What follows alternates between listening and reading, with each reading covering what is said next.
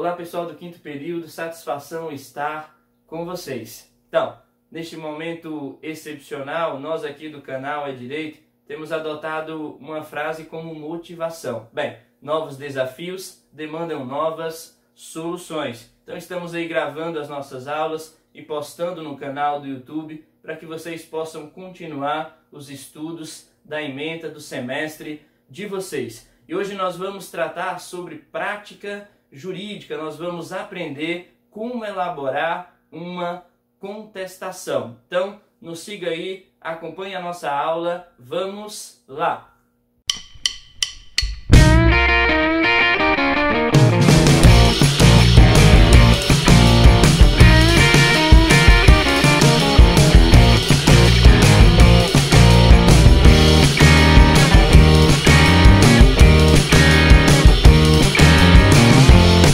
Pessoal, aula de hoje, prática jurídica, vamos aprender como elaborar uma contestação. Então veja só, contestação é a peça de defesa do réu por excelência. Então quando o réu ele é citado, ele pode adotar alguns comportamentos, como por exemplo, comparecer aos autos apenas para confessar o direito do autor. Mas se o réu pretender se defender, a peça por excelência de defesa é a contestação. Então você aí com o seu vadimeco nos acompanhe a partir do artigo 335 do Código de Processo Civil. Vamos aprender a elaborar uma contestação. Bem, a primeira coisa que eu preciso saber sobre a contestação é acerca do seu prazo. Em qual prazo eu vou apresentar a minha contestação? Lembre-se que revelia não é apenas não apresentar contestação, mas é não apresentar contestação tempestivamente. Então, ainda que o réu eventualmente apresente a sua contestação, se ele apresentar a contestação fora do prazo, ou seja, intempestivamente, ele é revel. E lembre-se que a revelia pode produzir alguns efeitos, e o principal e mais conhecido efeito da revelia é a presunção relativa de veracidade. Então, quando o réu deixa de contestar tempestivamente a matéria fática arguida pelo autor, regra geral, salvo as exceções previstas em lei, presumem-se verdadeiros os fatos alegados pelo autor. Então, o artigo 335 do Código de Processo Civil vai estabelecer o prazo para apresentar contestação. O prazo, regra geral, é de 15 dias. Então, o prazo para o réu apresentar contestação é de 15 dias. E lembre-se aí que, pela regra do novo Código de Processo Civil, os prazos estabelecidos em dias computam-se apenas os dias úteis. Então você vai excluir na contagem dos 15 dias todos os dias em que não há expediente forense, ou seja, os feriados e os finais de semana, os feriados que podem ser federais, estaduais ou municipais. Então, por exemplo, hoje nós temos os prazos suspensos, em decorrência da pandemia. Mas, por exemplo, se os prazos não estivessem suspensos, segunda-feira, dia 30 de março, é feriado municipal do aniversário de Luiz Eduardo Magalhães. Então, para um processo que está em curso na comarca de Luiz Eduardo Magalhães, o dia 30 de março não é dia útil, então não seria computado na contagem do prazo para apresentar contestação. Então, digamos que o prazo terminaria no dia 30 de março, prorroga-se para o próximo dia útil, então seria apresentado no dia 31, na terça-feira. Ou, se o prazo estivesse em curso, não seria computados aí para os 15 dias o sábado, o domingo e os feriados. Entendeu? Tranquilo? Então 15 dias, apenas dias úteis. Bem, segunda regra que nós precisamos recordar-se é acerca dos privilégios de prazos. Então existem algumas pessoas no processo civil que, em decorrência da sua natureza ou do serviço prestado, tem direito a um prazo em dobro, ou seja, o prazo não é de 15 dias, o prazo passa a ser 30 dias. Temos aí a Fazenda Pública, a Defensoria Pública, o Ministério Público e os litisconsortes, que tenham advogados distintos, de escritórios distintos e que o processo seja físico. Então, se o processo for físico, nós tivermos um litisconsórcio passivo e os réus estiverem representados por advogados distintos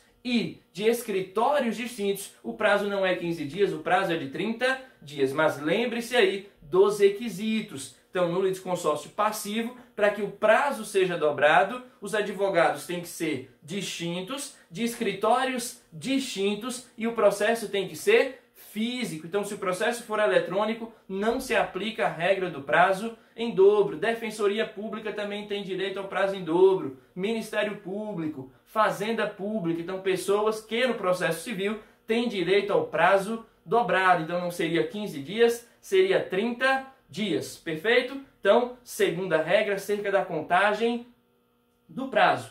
Terceira regra, quando eu começo a contar o prazo de 15 dias. Então, diz a qual, quando eu vou iniciar a contagem do prazo, 15 ou 30 dias, para apresentar contestação. O artigo 335 vai trazer 3 regras que nós já estudamos em processo civil, então vou apenas resumir de forma ligeira, concisa e objetiva.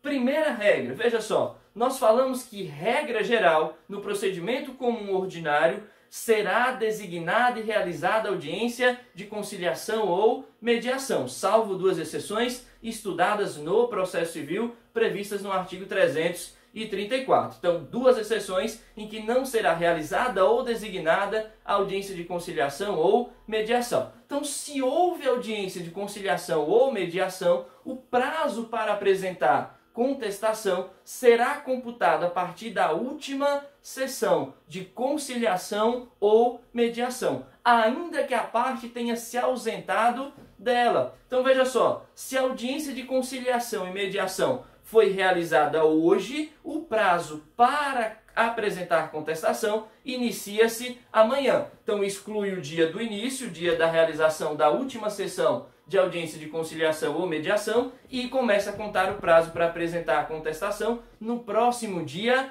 útil.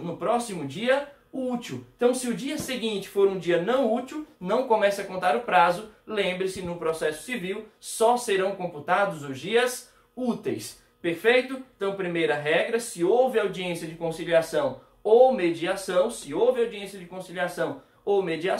começa a contar o prazo para apresentar a contestação 15 ou 30 dias do dia da realização da última sessão. Exclui o dia da sessão, começa a contar no próximo dia útil o prazo de 15 ou de 30 dias. Então, primeira regra, quando houver audiência de conciliação ou mediação. Agora, nós falamos que existem 2 exceções à realização da audiência de conciliação ou mediação.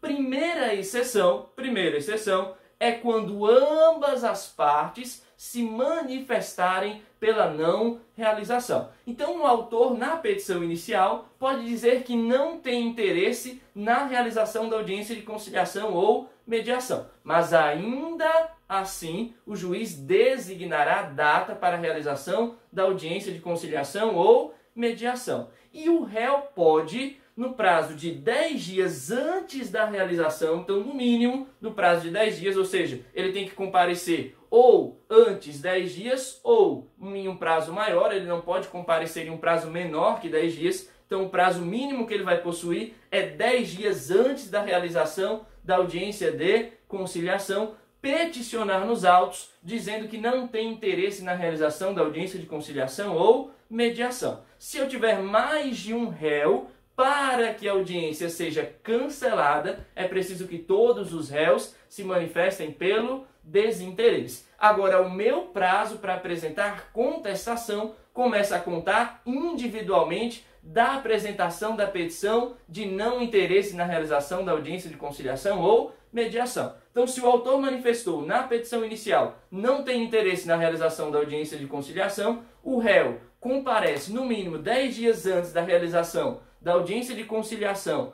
ou mediação, peticionando, dizendo também não tem interesse, o juiz vai cancelar a audiência de conciliação ou mediação, porque ambas as partes não têm interesse na sua realização. Mas o prazo para apresentar a contestação começa a contar da petição de não interesse na realização da audiência. Então, apresentei a petição dizendo não tenho interesse, começa a contar o prazo para apresentar a contestação no próximo dia útil seguinte. Então, a data de apresentação da petição inicial inicia o prazo, exclui o primeiro dia, ou seja, o dia da apresentação da petição, dizendo que não tem interesse, e no próximo dia útil começa a contar o prazo de 15 ou 30 dias para a apresentação da contestação. E terceira regra sobre o prazo, lembre-se, nós já estudamos isso em processo civil, então aqui apenas uma revisão, é quando o juiz não designar a audiência de conciliação ou mediação. Regra geral, pela previsão do Código de Processo Civil, nós temos que existem aí alguns entendimentos jurisprudenciais pela dispensa da realização ou designação da audiência, mas pela regra do CPC, o juiz não irá designar a audiência de conciliação ou mediação quando o direito material não admitir transação, ou seja, quando não for possível transacionar sobre aquele direito. Nestes casos, o prazo para apresentar contestação tem uma prerrogativa própria, uma previsão própria. Nós vamos ter várias situações a depender da forma de citação. Então, se a citação for por oficial de justiça, começa a contar o prazo para apresentar a contestação da juntada do último mandado de citação. Então, do último mandado de citação do réu, se tiver mais de um réu, se for um só da juntada do mandado de citação, é que começa a contar o prazo de 15 ou 30 dias. Se for uma citação por AR, por correio, da data em que se juntar o AR nos autos. Se for uma citação por edital, da data em que terminou o prazo da citação editalícia. Então, o juiz vai fixar um prazo de citação editalícia de 20 a 60 dias, começa a contar o prazo para apresentar a contestação quando finalizado este prazo. E aí nós vamos ter outras regrinhas específicas, mas aqui de forma resumida é isso que nós precisamos saber. Então, diz a CO, para apresentação da contestação, 3 regras. Regra geral, prazo de 15 dias, podendo ser de 30 dias para algumas pessoas que gozam de prerrogativas processuais. E aí, para a gente finalizar o prazo, com uma observação. A gente falou que a Defensoria Pública ela tem direito a prazo em dobro e também os núcleos de prática jurídica ordenados ou coordenados pelas faculdades de direito que tiverem convênio com a Defensoria Pública gozam da mesma prerrogativa porque fazem, às vezes, da Defensoria Pública prestando assistência jurídica gratuita. Perfeito? Então, primeiro passo, prazo para apresentação da contestação. Agora, antes de passarmos a trabalhar a forma de estruturar uma contestação, nós precisamos nos recordar que a contestação rege-se por 2 princípios. Eu preciso que vocês guardem com máxima atenção estes 2 princípios. São eles o princípio da eventualidade e o princípio da impugnação específica. O princípio da eventualidade está previsto no artigo 336. Veja só, regra geral, a contestação é o momento oportuno para o réu apresentar toda a matéria de defesa. Então, tudo que o réu pode alegar em sua defesa deve ser alegado, deve ser apresentado na sua contestação. Então, existem algumas matérias excepcionais, guarde com isso, excepcionais, previstas no artigo 342, que podem ser alegadas depois da contestação. Perfeito? Então, regra geral, toda matéria de defesa deve ser arguida na contestação. Essa regra está prevista no artigo 336. Então, o princípio da eventualidade. Então, por exemplo, se eu tenho uma baita de uma tese, digamos que eu tenho uma tese de prescrição, eu tenho quase certeza de que o juiz vai acolher essa tese. Mas lembre-se, eu sou advogado, eu não sou juiz. Então toda matéria de defesa deve ser jungida, deve ser alegada na contestação sob pena de preclusão consumativa, ou seja, a contestação foi apresentada, eu não posso apresentar novas matérias de defesa, salvo aquelas previstas no artigo 342. Então, bastante atenção. Toda matéria de defesa deve ser alegada, regra geral, na contestação. Então, eu aleguei a minha tese principal, que seria a prescrição. Mas se o juiz não acolher a prescrição e eu não impugnar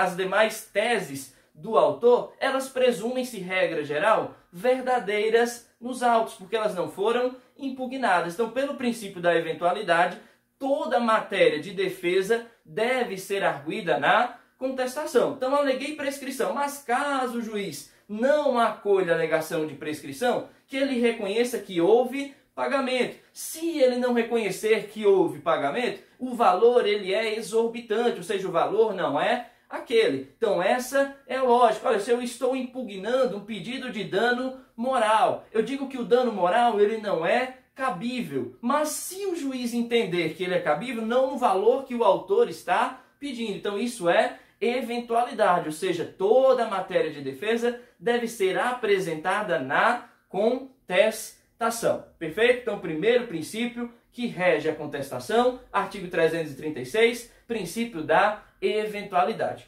Segundo princípio, está previsto no artigo 341, que é o princípio da impugnação específica. Olha só, é ônus do réu impugnar especificadamente toda matéria fática alegada pelo autor. Aqui, para ficar fácil, para ficar perceptível, para ficar inteligível, eu posso dizer para vocês o seguinte, que nessa regra da impugnação específica, aplica-se aquele adágio popular, que quem cala, consente. Então, se o autor, veja só, alega que houve um acidente de trânsito e que esse acidente de trânsito ocorreu pela manhã, se o réu, na contestação, deixa de impugnar o horário do acidente, ou seja, que ele teria ocorrido pela manhã, ele presume-se verdade nos autos, porque ele torna-se um fato incontroverso, ou seja, que sobre ele não existe nenhuma controvérsia. Então é ônus do réu impugnar especificadamente toda a matéria de fato arguida pelo autor.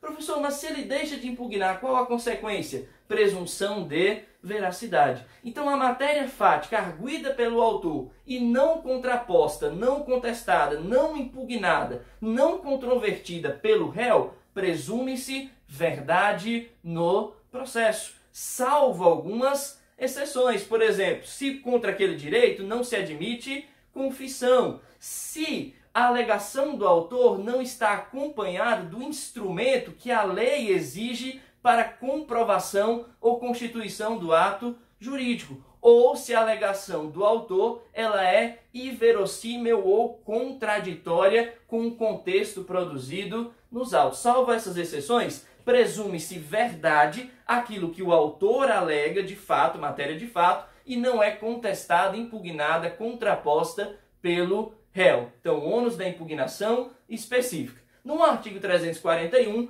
parágrafo único, tem-se uma regra importante. Olha só, não se aplica o ônus da impugnação específica à Defensoria Pública e ao curador especial. Veja só, a atividade da Defensoria Pública ela é uma atividade onerosa. Por exemplo, ele trabalha com muitos processos de muitas pessoas hipossuficientes. Então, nem sempre ele tem tempo suficiente ou detalhes de fato suficiente para acompanhar a demanda, como teria se fosse um advogado privado constituído pelo réu para acompanhar aquela demanda. Então, pensando nisso, o processo civil autoriza que a Defensoria Pública ela apresente contestação que nós chamamos por negativa geral. Então, ela só nega, ela não está obrigada a impugnar especificadamente toda a matéria de fato arguida pelo autor, toda a matéria de fato arguida pelo autor. E ainda que ele não impugne especificadamente, não haverá presunção de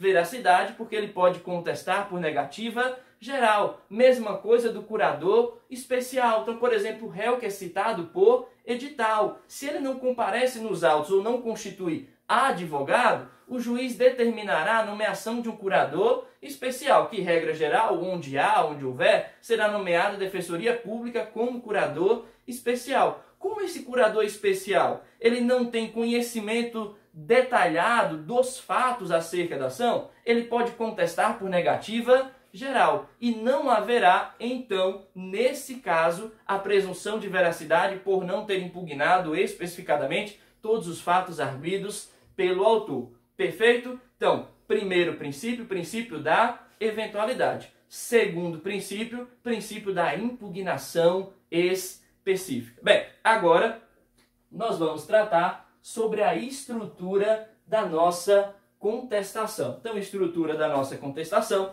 veja só, quando nós falamos sobre a petição inicial, nós falamos que a petição inicial está estruturada da seguinte maneira. Nós temos o endereçamento, nós temos o preâmbulo, nós temos os fatos, os fundamentos, os pedidos e a autenticação, ou seja, local, data, advogado, /OAB. Então, a estrutura da petição inicial desenvolve-se desta maneira. A contestação segue a mesma regra, com alguns detalhes que passaremos a estudar. Então, estrutura da contestação, primeiro, nós temos o endereçamento e a identificação da demanda. Então, o primeiro elemento da contestação estrutural é o endereçamento e a identificação da demanda. Veja só, endereçamento, excelentíssimo senhor, doutor, juiz, e aí você prossegue quanto aos detalhes. Pode ser juiz federal, juiz de direito,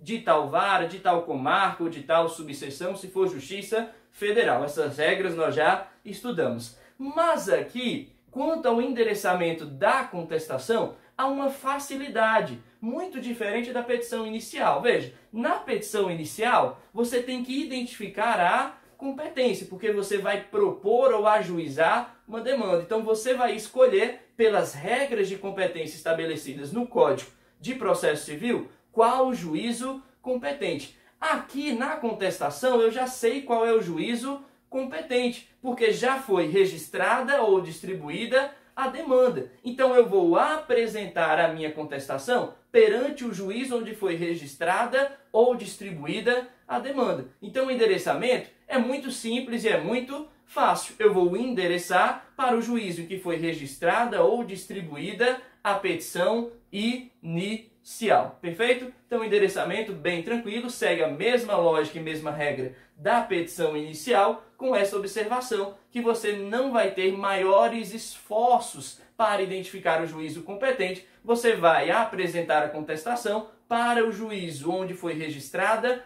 ou distribuída a petição inicial. Perfeito? Então, o endereçamento. Agora, veja só. Quando nós falamos na petição inicial que você colocar o endereçamento, você vai deixar um espaço entre o endereçamento e o preâmbulo de 10 linhas. Esse espaço comumente seria utilizado aí para colocar os carimbos de protocolo, distribuição e coisas do tipo. Nós continuamos deixando este espaço, mas aqui entre o endereçamento e o preâmbulo você também vai identificar a demanda. Veja só, na contestação eu sei quem é o autor, eu sei quem é o réu e eu já tenho um número do processo, porque a demanda já foi registrada ou distribuída. Então, entre o endereçamento e o espaço de 10 linhas até iniciar o preâmbulo, você vai colocar autor, réu e número do processo.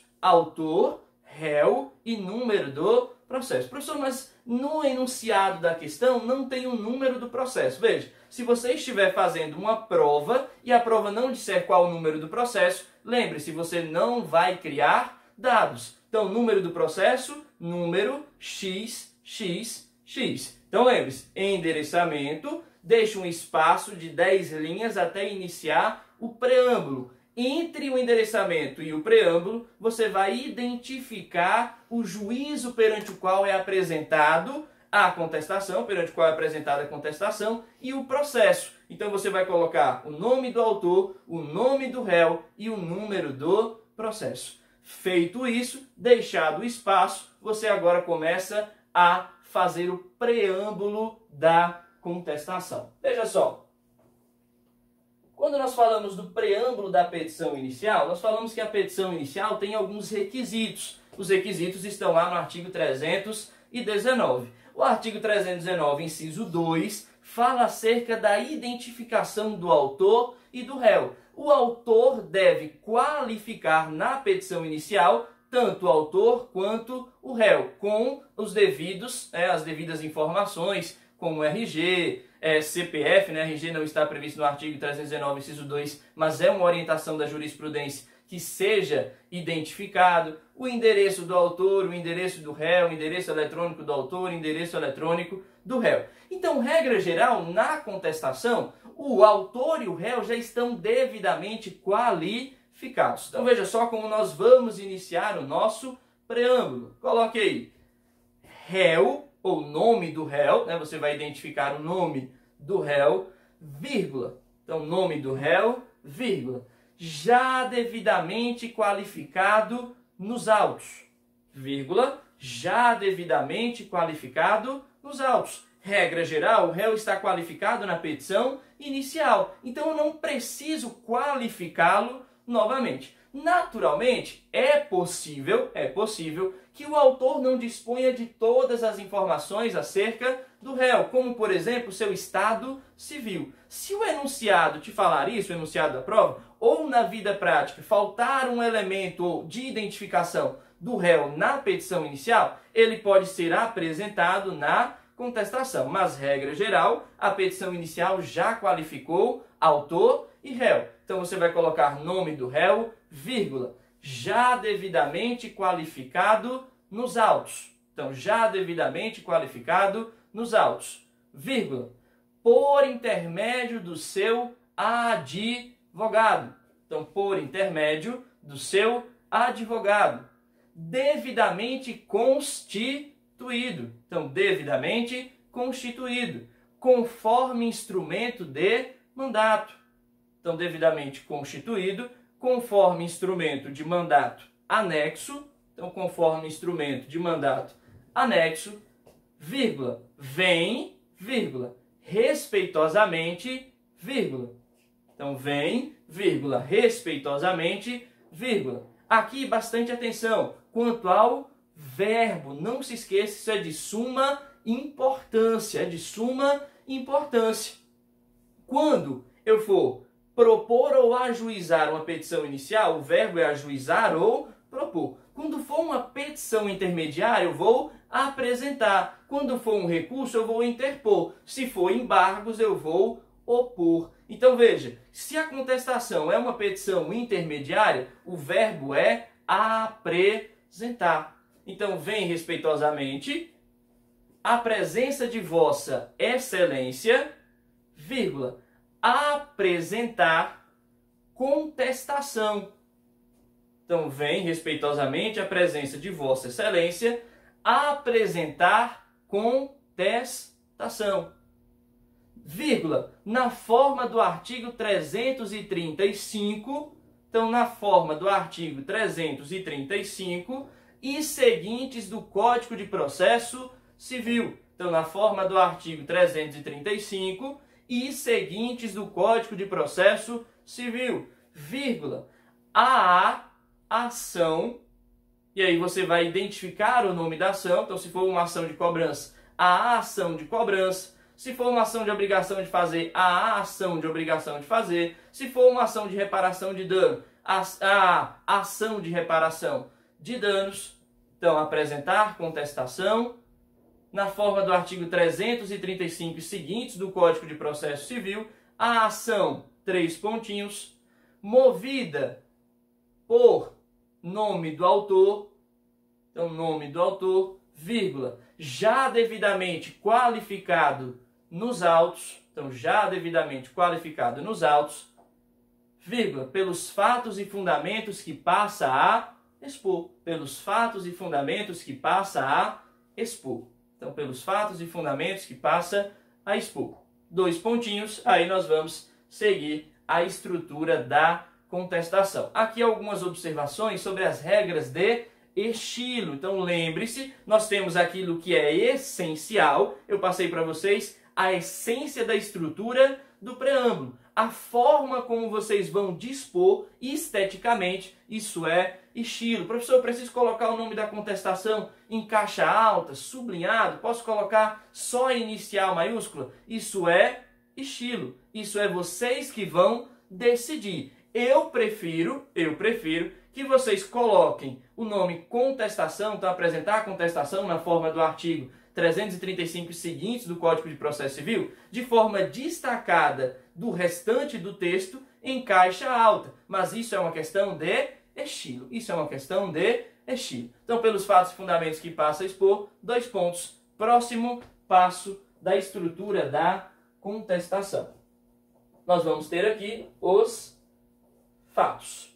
Veja só, qual nome eu vou identificar este capítulo? Aqui você está resumindo os fatos que foram estabelecidos, que foram desenhados na petição inicial. Então você vai colocar resumo da petição inicial, resumo da demanda, ou para ficar mais chique, que tal escorço da inicial. Então, o escorço da inicial. Aqui você vai resumir o que o autor disse na demanda. Você vai resumir o que o autor instrumentalizou na petição inicial. E para que não se confunda, ou seja, para que não seja uma verdade nos autos, você vai sempre utilizar o verbo, por exemplo, alega o autor na petição inicial que. Então, alega o requerente que, alega o suplicante que, ou seja, o que está dizendo o autor, que na verdade não é verdade, ou que na verdade não condiz com a realidade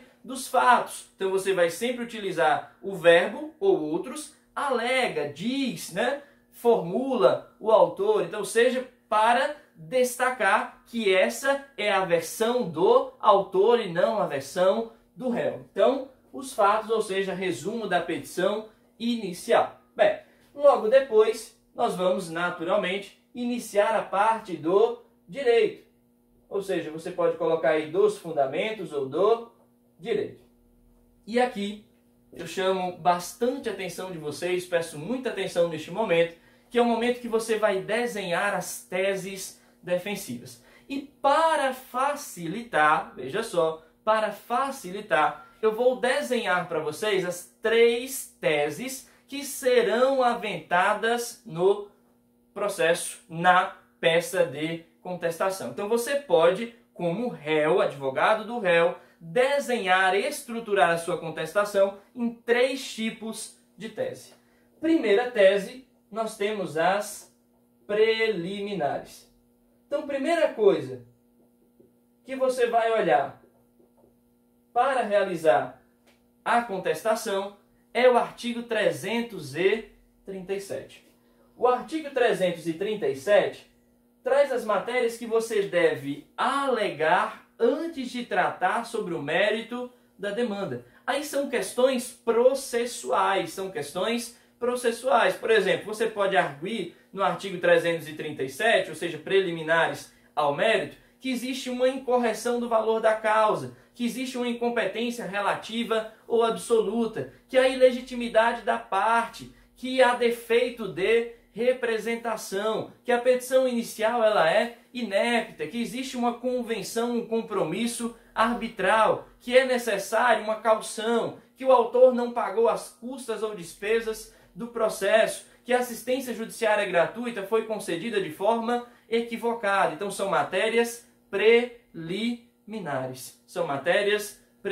Então quando você for elaborar a sua contestação, antes de pensar nas teses de mérito, você vai olhar todas as hipóteses do artigo 337. Preliminar pode ser arguida no caso concreto. Aqui eu chamo bastante atenção de vocês. Essas matérias preliminares podem ser defesas dilatórias ou defesas peremptórias ou extintivas. Então veja só, pode ser que a arguição de uma preliminar possa acarretar na extinção do processo ou apenas na sua dilação. Por exemplo, se o réu alegar a ausência ou nulidade de citação. Professor, se ele alegar a ausência ou nulidade de citação, o processo vai ser extinto? Não vai ser extinto. O Código de Processo Civil diz que o comparecimento espontâneo supre a ausência ou a nulidade da citação. E a única consequência possível é a restituição do prazo para apresentar contestação. Então, se você alegar a nulidade ou inexistência de citação, você não vai pedir que o processo seja extinto. Você vai pedir a devolução do prazo para apresentação de contestação. Se você arguir a incompetência relativa ou absoluta, professor, eu vou pedir a extinção do processo. A gente já viu que, salvo exceções, como por exemplo no juizado especial, em que a incompetência territorial acarreta a extinção do processo, num procedimento comum ordinário, a alegação de incompetência relativa ou absoluta, se acolhida, apenas determina o encaminhamento dos autos do processo para o juízo competente. Então, se você arguir a incompetência relativa ou absoluta, você não vai pedir que o processo seja extinto. Você vai pedir que o juízo, reconhecendo a incompetência relativa ou absoluta, remeta os autos para o juízo competente. Então, bastante atenção. A depender do tipo de preliminar alegada, você vai ter um pedido a ser formulado. A depender da preliminar alegada, você vai ter um pedido a ser formulado. Se você alegar, por exemplo, a existência de uma convenção ou um compromisso arbitral, a consequência não é a remessa do processo para um tribunal ou corte arbitral, é a extinção do processo. Aí sim, se você alegar, por exemplo, defeito de representação, se o juiz acolher essa preliminar, ele não vai extinguir o processo de imediato. Então você vai alegar o defeito de representação, pedir que o réu, o autor, seja intimado para suprir, corrigir o vício e, não corrigindo no prazo fixado pelo juiz, que seja o processo extinto. Então, bastante atenção. De acordo com a preliminar arguida, nós temos uma consequência de natureza processual e, assim, um pedido diferente. Perfeito? Então, primeira parte do fundamento ou do direito que você vai observar são as preliminares do artigo 337. Bem, arguidas as preliminares, você passa ao mérito da demanda. No mérito, você pode arguir dois tipos de teses. Então nós vamos ter aí duas teses que podem ser arguidas no mérito. O mérito ele pode se dividir em direto ou indireto. Então o mérito pode ser direto ou indireto. Mérito direto é o mais comum ou simples. É aquele que o réu, ele se insurge contra os pedidos do autor. Então, o mérito direto é o mais simples. É aquele que o réu se volta contra os pedidos do autor. É a negativa, é a defesa direta. Ou seja, ele está negando os fatos alegados pelo autor. Então, quando o réu ele nega os fatos alegados pelo autor, nós temos uma defesa de mérito direto. Isso é mérito direto. Então, quando o réu nega os fatos alegados pelo autor. Então, o autor está alegando a existência de um acidente. O réu nega, defesa direta. O autor alega que o acidente foi culpa do réu. O réu nega a existência de culpa. Ou seja, defesa de mérito direto. Então, é a defesa por excelência, é aquela que o réu nega os fatos arguidos pelo autor. Então, ele se insurge contra os pedidos formulados pelo autor. Bem, já no mérito indireto, nós temos aqui hipóteses em que o réu ele traz um fato novo. Então, o réu traz um fato novo. Esse fato pode ser, olha só, extintivo, modificativo ou impeditivo. Veja só, quando nós estudarmos teoria geral da prova, nós vamos observar que autor e réu têm ônus probatório, ou seja, dever, incumbência processual de provar o alegado. Quem tem que provar os fatos constitutivos do direito é o autor. Então, na defesa de mérito direto, ou seja, aquela que o réu apenas se volta contra os pedidos formulados pelo autor, nós temos o ônus do autor fazer prova do seu direito. Então, na defesa de mérito direto, quem tem que provar o direito é o autor. Então, se o autor está alegando que existiu um acidente e que a culpa foi do réu, e o réu na sua contestação diz a culpa não foi minha, quem tem que provar a existência do acidente e a culpa do réu é o autor. Isso é fato constitutivo, quem tem que provar é o autor. Agora, é incumbência do réu provar os fatos extintivos, modificativos e impeditivos do direito do autor. Então, se o réu alegar mérito indireto, ou seja, a existência de um fato extintivo, modificativo ou impeditivo, aí é incumbência do réu provar a sua existência. Por exemplo, fato extintivo. É possível que o réu alegue, por exemplo, que existiu pagamento, ou que o débito está prescrito, ou que houve compensação. Olha que interessante.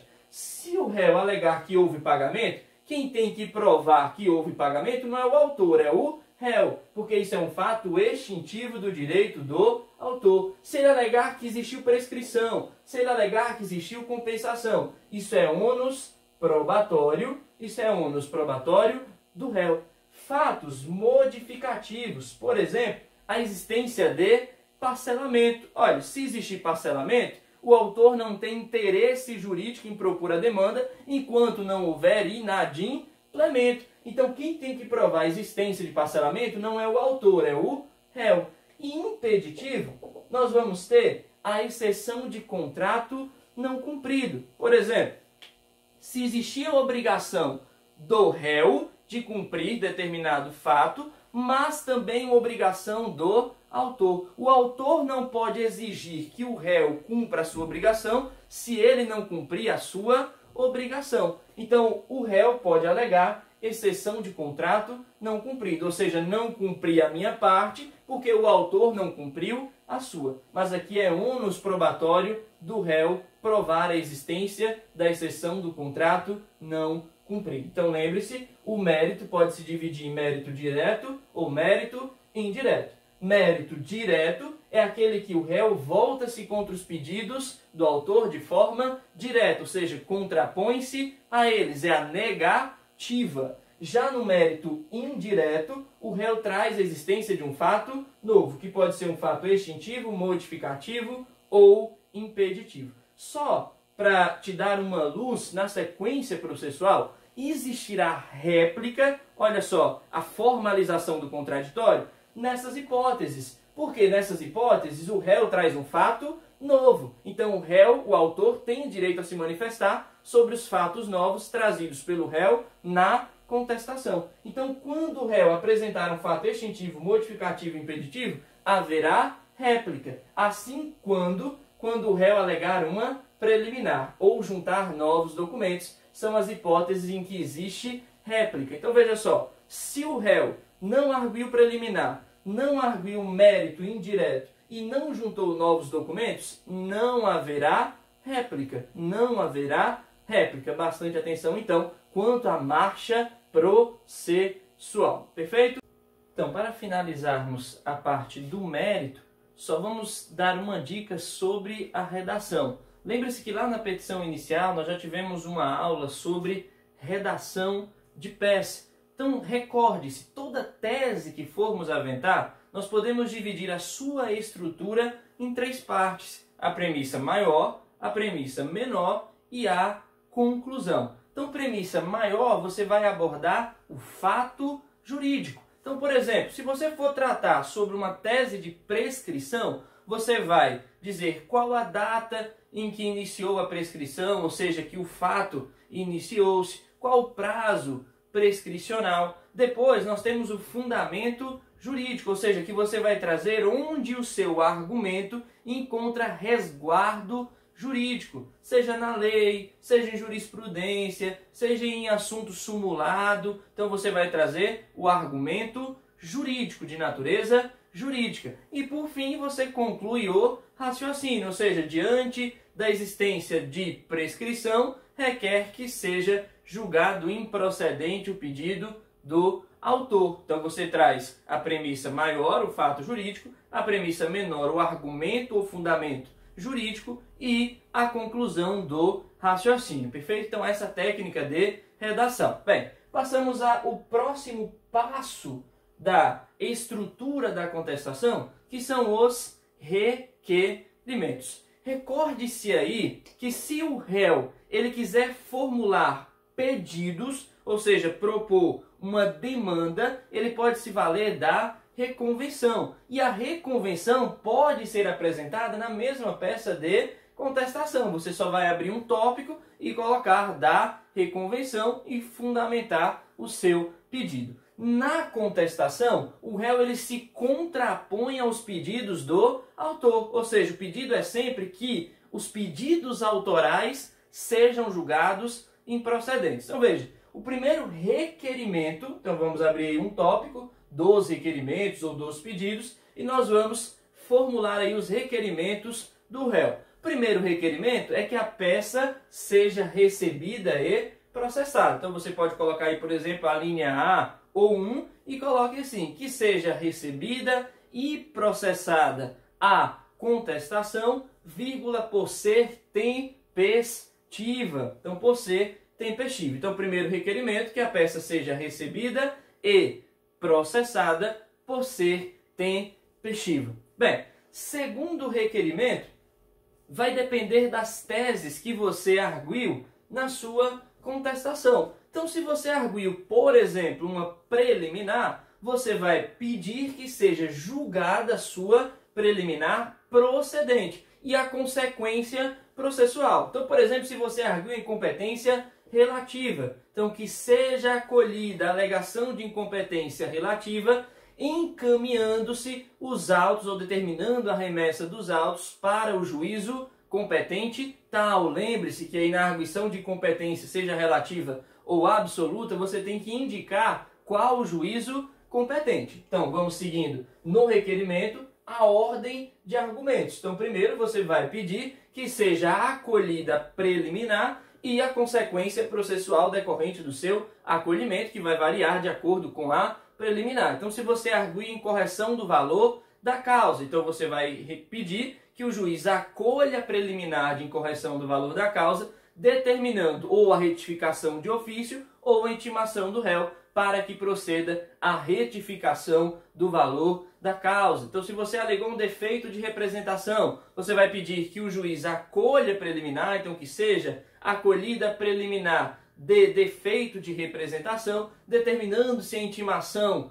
do autor para suprir a falta num prazo razoável fixado pelo juiz e, caso não suprida, que seja a demanda extinta sem resolução do mérito. Perfeito? Então você vai, no segundo requerimento, formular um pedido que seja julgado procedente a preliminar, que você arguiu, se arguiu, e a providência processual adequada à preliminar que foi arguída. Depois nós vamos ter os requerimentos de teses de mérito. Nós falamos que o mérito pode ser direto ou indireto. Então você pode colocar, se não acolhida a preliminar, por exemplo, se você alegar uma preliminar de inépcia da inicial, ou seja, acarretaria a extinção sem resolução do mérito. Então você coloca, se não acolhida a preliminar, que seja julgada improcedente a demanda em razão disso e disso e disso. Agora, se você alegou, por exemplo, um mérito indireto, por exemplo, adimpliu ou alegou a existência de prescrição, então que seja julgada improcedente a demanda em razão da existência de prescrição. Se você alegou que houve pagamento, então que seja julgado improcedente os pedidos autorais em razão do pagamento, em razão do adimplemento. Então você vai sempre formular um pedido de acordo com a tese preliminar ou de mérito. Lembre-se, tudo que você argumentar, você tem que concluir. E a conclusão deve constar do pedido, são que seja julgado improcedente o pedido autoral. Perfeito? Então, formulou os pedidos relativos ao mérito. Veja só, a contestação está para o réu como a petição inicial está para o autor. Então, é um momento adequado também para pedir a produção de prova. Então, você vai colocar aí na sua contestação, protesta provar o alegado por meio de todos os tipos de prova em direito admitidos. Então, protesta provar o alegado por todos os meios de prova em direito admitidos. Perfeito? Então, você vai pedir a produção de prova. Lembre-se, se você especificar o tipo de prova, você tem que dizer todos os tipos de prova, sob pena de preclusão lógica ou consumativa. Então, por exemplo, se você pedir só a produção de prova testemunhal, no curso da demanda você não vai pedir, por exemplo, não vai poder pedir a produção de prova pericial. Então, você vai dizer que quer produzir todos os tipos de prova, porque a depender da necessidade que surgir no curso da demanda, é que você vai especificar a prova que você pretende produzir. Veja só, outra questão relevante é o seguinte: muitas pessoas pensam que a assistência judiciária, o deferimento da assistência judiciária, ela limita-se apenas ao autor. Na verdade, ambas as partes, ou qualquer das partes, podem ser beneficiadas pela assistência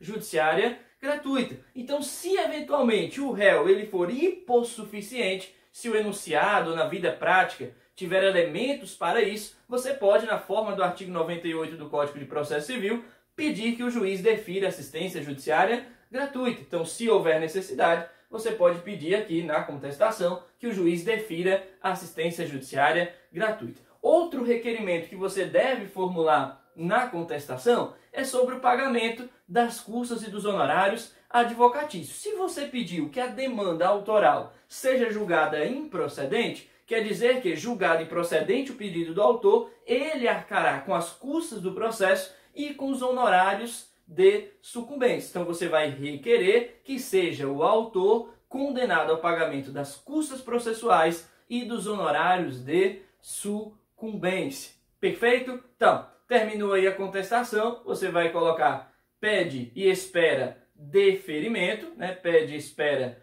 deferimento, aqui você não atribui valor à causa, né? Você não atribui valor à causa, quem atribui valor à causa é o autor. Você vai colocar local e data, bastante atenção. Se o enunciado da questão ele disser que você deve datar a peça no último dia do prazo, você vai ter que fazer a contagem do prazo, ou seja, aquilo que nós vimos em primeiro lugar, o primeiro ponto da nossa aula, prazo de 15 ou de 30 dias. Então você vai especificar quando é que a peça está sendo proposta ou apresentada no último dia do seu prazo. Então você vai lá contar o prazo de 15 dias ou de 30 dias a iniciar do diz a quo e você vai especificar aí a data de propositura ou apresentação da contestação. Perfeito? Advogado / OAB, essa é a estrutura da nossa contestação. Perfeito? Nós estaremos aí encaminhando uma peça para que vocês possam elaborar. Eu irei corrigir essa peça sem maiores rigores, né, exatamente para que possamos estar aprendendo a estruturar a nossa contestação e que essa correção sirva aí de base final para que vocês possam elaborar o trabalho que já foi encaminhado no e-mail da turma, né, e disponibilizado no portal SEI para a montagem de todo um processo da petição inicial até a sentença. A próxima aula nós vamos exatamente ensinar como estruturar uma sentença. Perfeito? Não deixe de se inscrever no canal, de nos seguir no Instagram. Nós vamos estar aí disponibilizando material para vocês. Se quiserem, deixe os comentários ou a dúvida de vocês sobre a nossa aula. Perfeito? Agradeço a atenção e até a próxima. Então, pessoal, vamos lá. Hoje... Ah, não. Volta aí de novo. Caramba.